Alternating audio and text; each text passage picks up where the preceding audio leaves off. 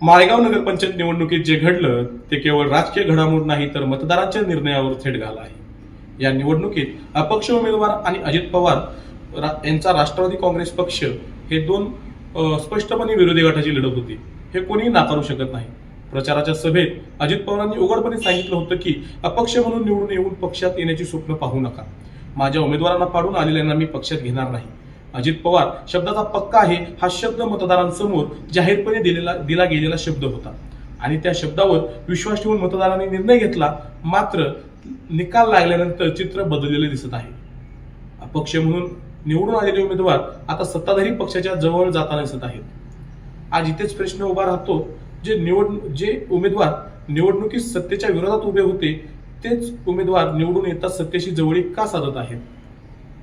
हा निर्णय नेमका कोणासाठी आहे, जनतेसाठी की सत्तेसाठी? आणि ते सर्वात जास्त जाब विचारला जायला हवा तो म्हणजे अपक्ष उमेदवारांना। कारण अपक्ष म्हणून निवडणूक लढवणं म्हणजे सत्तेला बिनधास्त पाठिंबा देणं नव्हे, तर सत्तेला प्रश्न विचारणं, सभागृहात जनतेचा आवाज बनणं आणि सत्ताधाऱ्यांच्या निर्णयावर नजर ठेवणं ही त्यांची नैतिक जबाबदारी असते। मग निवडून येताच सत्तेची हातमिळवणी करण्याची गरज काय होती? मतदारांनी तुम्हाला विरोधाचा आवाज म्हणून निवडून दिलं, सत्तेची संख्या वाढवण्यासाठी नव्हे तर मतदारांचे प्रश्न मांडण्यासाठी। जर शेवटी सत्ताधाऱ्यांच्या सोबत बसायचं होतं तर अपक्ष म्हणून मतदारांच्या दारात वेगळी भूमिका मांडण्याची गरज काय होती? आम्ही स्वतंत्र आहोत, आम्ही कोणाच्याही दबावाखाली नाही असं सांगून मत मागणं आणि नंतर सत्तेच्या बाजूला राहणं याला फसवणूक नाही तर काय म्हणायचं? ही परिस्थिती अजित पवारांच्या शब्दावरही गंभीर प्रश्नचिन्ह उभा करते। कारण निवडणुकीपूर्वी दिलेला शब्द आणि निवडणुकीनंतर निर्माण झालेले चित्र यात स्पष्ट विसंगती दिसते। शब्द बदलले का, भूमिका बदलली का, की सत्तेच्या गणितात शब्दाला किंमत उरली नाही असं आज म्हणावे लागेल। कारण अजितदादा शब्दाचा पक्का असा आजवर आपण पाहिलेला आहे।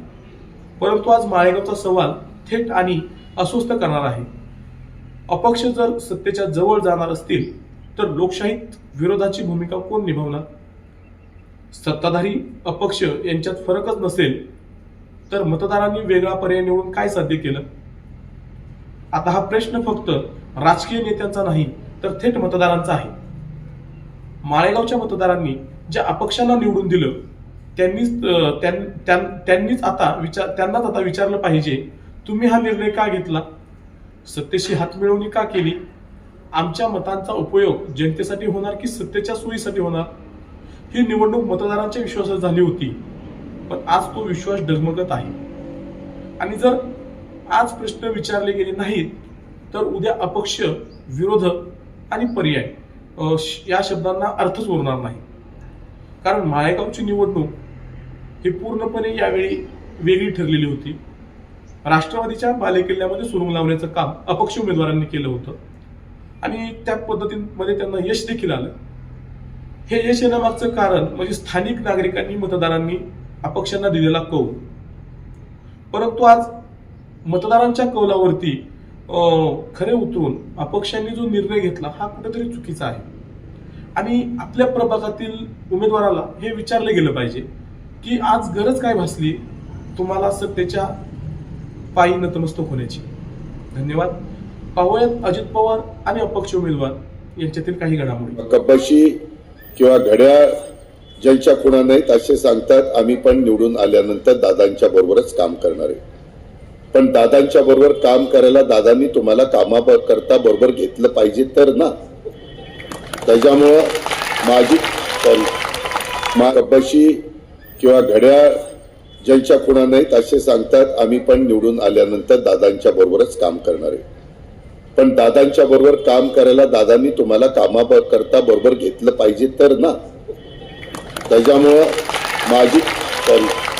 माझी तुम्हाला विनंती आहे की ठीक आहे, आम्हाला पॅनल करत असताना आता इतक्या जागा लढवायच्या असतात, मी सगळ्या